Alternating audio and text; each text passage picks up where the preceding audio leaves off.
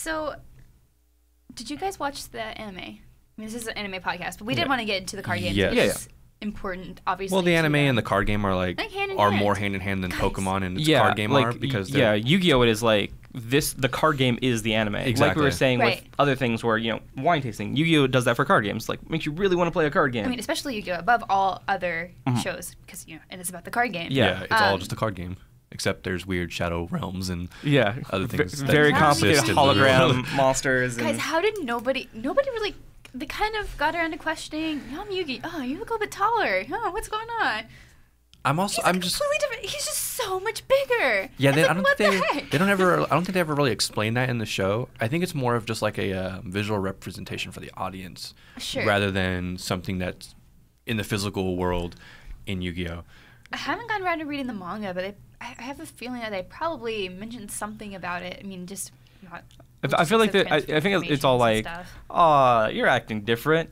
But it's like, now I have a booming voice and I'm very forceful and alpha. You went from like whiny like grandpa to summon dark magician, and it's like super smooth and and just it was weird, but nobody ever questioned it in the show, so I'm just wondering if that was the case, that it's just a representation for you to see like the pharaoh that was Yami Yugi coming out of that puzzle. And his hair grows. He's the power spike. Yeah, the power spike. He's also Super Saiyan Yugi. Really cool. Super Saiyan Yugi, actually, that's really good. I was watching Yu-Gi-Oh! Over on Netflix again. I wish I would have seen the Japanese series because there's just obviously a lot that was changed with 4Kids because they did want to make it 4Kids. I mean, 4Kids was not exactly the greatest importer of Japanese animation. Right. From what I heard, there was a lot more death in the Japanese much more anime. Violence. We actually talked about this on a past episode where when they are on the island battling Pegasus and stuff, Bandit Keith is there, and he actually threatens Pegasus with a gun. Oh. But it's completely taken out. Yeah, there are no guns in 4Kids. No such thing as guns in so the Bandit Yu-Gi-Oh! Keith anime. is just like holding up his hand like a gun in a weird way. It's like, what is happening? And he's like counting down. He's like, Pegasus, I'll give you a count. And they count down like 3, 2, 1. And he's just like, oh, bye, whatever. And it doesn't make sense. Like, if as an adult, of course, you're watching you're like, what is going on? What? And it's just like they add like extra hair for Pegasus' face so you can't see his hand as much. And like when they do show like the long shot, you can see just Bandit Keith like holding nothing. It's all right.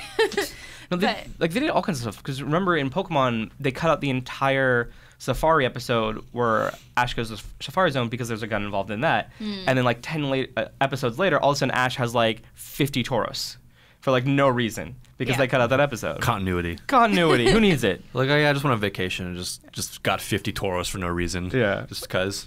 Yeah. And one other thing that I noticed is how scared Yugi was of Yami Yugi. Like, I didn't understand that when I was a kid. Like, I kind of just like, oh, they're buds. It's fine. They just trade off.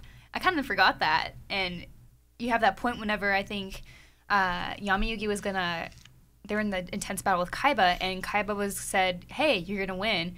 I'm going to stand on this ledge, and if you give the final blow, I'm going to fall off the ledge and die. And it's just like, it's like, he's like Blackburn. I was like, you either kill me or win. What do you want to do? Do you want to win that much? And then Yami was like, yeah, whatever. It's your own fault. You're dumb. And then like, no. He was like, yeah, no. And then all of his friends like, Taya were like, no, Yugi, how can you do this? And card game of death. I know.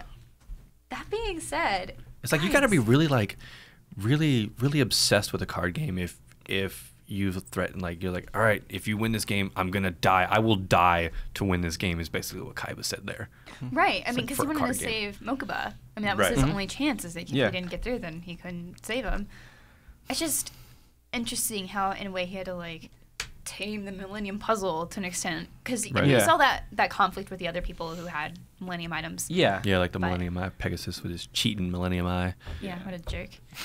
But it's just kind of interesting to kind of go back to that and see a bunch of stuff I missed as a kid, of course. Yeah, no, it's all weird. And then, of course, that was just like the original. And then they had 5Ds and... Oh, 5Ds, and they had the... what was the one more recent than that? Or was that the 5D one where they were like... Where they race around a track? Yeah, 5Ds. Is that 5Ds? 5Ds is the one where they race around, like, they play... They play competitive Yu-Gi-Oh! While riding motorcycles. Yeah, it's kind of weird. I didn't get any of that. I saw that episode and I was just like, this is weird. Like, I still enjoyed the card game around that time. You know, because the 5Ds is what introduced the synchro monsters. Yeah, and Black Wings, which is what Michael's helping me build right now. So that, like, I went back and I looked at the card game. I'm like, oh, hey, this is from the 5Ds and da-da-da. And I looked in that anime and I was Black like, Wings is that old? Yeah, Black Wings is 5Ds. They've gotten a lot of support since then. Absolutely, but, yeah. Yeah, I kind of dropped it. I dropped off the anime after the original season. After the original series, the season run. What it was. But it's funny that, like, you know, we're talking about how dark Yu-Gi-Oh is, but it's actually not nearly as dark as Digimon gets. Like, Digimon is the one that, like, so, like, I watched, like, the first season of Yu-Gi-Oh. I watched, like, you know, the first season of Pokemon, but I watched the first 4 seasons of Digimon. Like, that was a good cartoon. That was a good anime. Like, I feel like that was the one that the anime was the main part of that brand. And there was a card game. There was, like, the Tamagotchi battle items. There was, you know, toys. But, like, they focused on the anime versus Pokemon, they focused on the video game. Yu-Gi-Oh, they focused on the card game. A selling point for all their other products. Exactly. Obviously, Pikachu and tons of plushes and figures. All and that stuff, yeah. Yeah, it's like, what can we market kind of through the anime? But yeah, definitely a very valid point that Digimon was kind of, first and foremost, was the show and the plot and the themes and the characters, as opposed to, let's sell these products. Of course, that is always part of it. But yeah, that's totally right. Even as a kid at the time, like, I didn't even realize that. So I remember the original brick-shaped Digimon that were like Tamagotchis, and you clicked them together and battled. I didn't realize that they kept making the Digivices from the show as Tamagotchis that you could buy and battle with. Like, I didn't even realize there was that toy aspect until years later. Now they're promoting Digimon Tri, like the 15th anniversary, and they're like, hey, we're bringing back these Digivices. And I was like, oh, that's neat, I should buy one. And then I look at how much they are in, like, Hobby Link Japan. I'm like, I don't want to drop $150 on a Digivice. Yeah, they are very expensive. Yeah. And still so wonderful. Yeah. It's like, can we get an app? I mean, there probably has to be something similar. I'm sure Japan has a wonderful app where you can just, like, play and battle your Digimon, and the US just does not get that. Yeah, so you were saying how dark Digimon is. I mean, yeah. I'm kind of, like, going into each of the shows. And yeah. Obviously, Yu-Gi-Oh! Does get pretty dark. Pokemon has its moments, but obviously Pokemon kind of feels more like SpongeBob in a way. Not like... Yeah. I love SpongeBob, but it's more, you can watch an episode and then jump to another episode super far down the line. Yeah, Ash has been 10 years old for 15 years now, right? Yeah. Him and Bart Simpson are kind of stuck in this loop. But Digimon didn't work like that, right? So you had your first season of Digimon, you had little kids at camp. Second season, those kids were now older, and a new younger set of kids were kind of the focus. And the third season, and every subsequent season after that, it's a little more like Yu-Gi-Oh, where they completely jump characters and worlds and everything is different. The third season of Digimon is actually about how Digimon is occurring in, like, the world of the third season is our normal world where Digimon is a toy brand. And, like, they play the card game for Digimon, which is how I knew there was a Digimon card game. So in this one, there's no actual... So the world those people live in, there's no actual Digimon until one day somebody strikes reads a card through, like, a Nintendo e-reader type device, and suddenly Digimon come into the real world, and, you know, it's all in the first episode. I think it's like episode 3. Like, I think it's one of those, like, anime that's a little slow to that, right? Before you kind of figure out what's going on. But yeah, like, they kind of build storylines up, and they build characters, and they allow characters to grow and have arcs. And, you know, since they're resetting stories, you know, on each different season, you can have, like, a full arc in one series, and characters can grow and change. Right. And they don't have to get reset to 0 each time like they do in, like, Pokemon or, you know, the majority of anime or even The Simpsons. And it's also really cool because they do eventually bring back, like, the original cast from Digimon in later seasons. In like, later seasons, they're start. Yeah, in later seasons, they start to kind of time actually passes be fancier. in that show, huh? People are allowed to grow and change. Digimon Tri, I think they're all in high school, right? Yeah, they're going back to when they were in high school, so that's super exciting. Oh, I'm so excited, but so sad that that's a series of films instead of just a season. It is definitely kind of weird. I was hoping for, like, a straight up anime, but it's going to be, you know, a bunch of, you know, direct to DVD kind of shorts.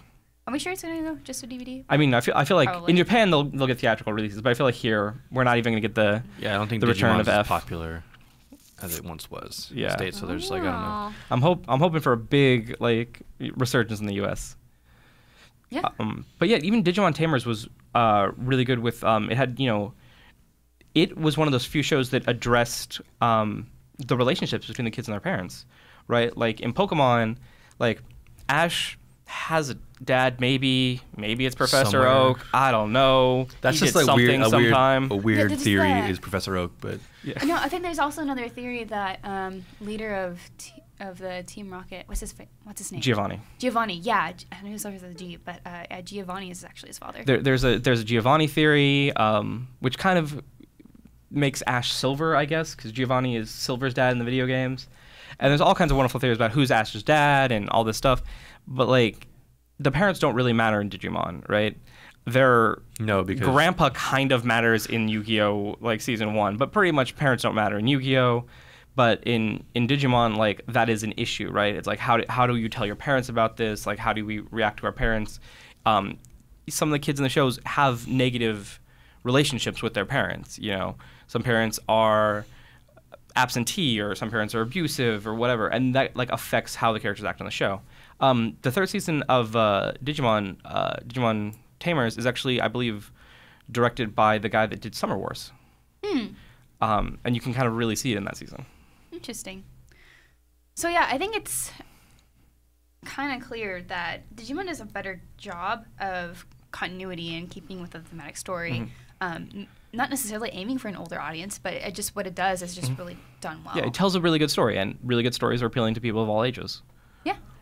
So, regardless of which is like your favorite show overall, like which do you think has the better story? Yu-Gi-Oh, Digimon, Yu-Gi-On, just mixing them all together. Yu-Gi-Oh-Kimon. Yu-Gi-Oh-Kimon. Digimon. So, Yu-Gi-Oh, Digimon, or Pokemon? Let us know in the comments. Share your thoughts. I mean, obviously, nothing can be a solid winner, but there's always like points that resonate with each of us. Yeah, absolutely.